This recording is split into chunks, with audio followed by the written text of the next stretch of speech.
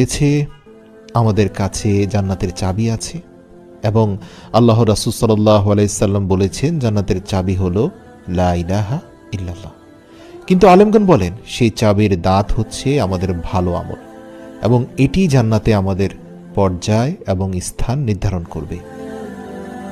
সালমান রাদিয়াল্লাহু তাআলা আনহুর অন্য বর্ণনায় আল্লাহর রাসূল সাল্লাল্লাহু আলাইহি সাল্লাম বলেন যে জান্নাতেরও পাসপোর্ট আছে। যেমন ধরুন, একটি দেশে আপনি যদি ভ্রমণ করতে চান তাহলে আপনার অবশ্যই নিজ মাতৃভূমির পাসপোর্ট প্রয়োজন। দর্শক, এই বিষয়টা একবার ভেবে দেখুন, জান্নাতে যেতেও কিন্তু আপনার পাসপোর্ট লাগবে। রাসূল সাল্লাল্লাহু আলাইহি সাল্লাম বলেন আল্লাহ তাআলা আমাদেরকে একটা পাসপোর্ট দিয়েছেন যেন আমরা জান্নাতে যেতে পারি, আর সেই পাসপোর্ট হচ্ছে সরল সঠিক পথ, আল কোরআন, সিরাতাল মুস্তাকিম বলা হয়েছে যাকে। কোরআনে বলা হয়েছে বিসমিল্লাহির রহমানির রহিম, পরম করুণাময় অসীম দয়ালু আল্লাহর নামে।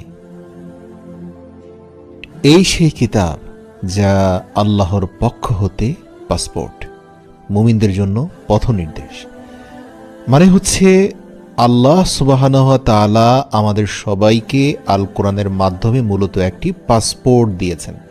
অতএব যাদের কাছে এই পাসপোর্ট থাকবে তারা জান্নাতে প্রবেশ করার অনুমতি পাবে, এবং এমন জান্নাত যেখানে সমস্ত নিয়ামত আছে এবং এর ফলগুলি তার নাগালের মধ্যেই রয়েছে।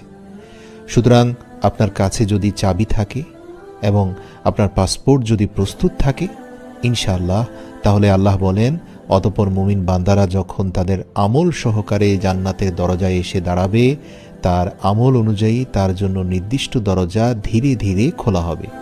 ইমাম ইবনুল কাইয়্যুম রাহিমাহুল্লাহ বলেন, মনোযোগ দিয়ে শুনুন, তিনি বলেন বিচার ফায়সালার পর জান্নাতি লোকদেরকে জান্নাতে প্রবেশ করানো হবে এবং জাহান্নামী বাসিন্দাদের জাহান্নামে প্রবেশ করানো হবে। তখন এই ফায়সালাটা শেষ হওয়ার সাথে সাথে এই দুই দলের মানুষের মাঝে একটা দেয়াল সৃষ্টি হয়ে যাবে।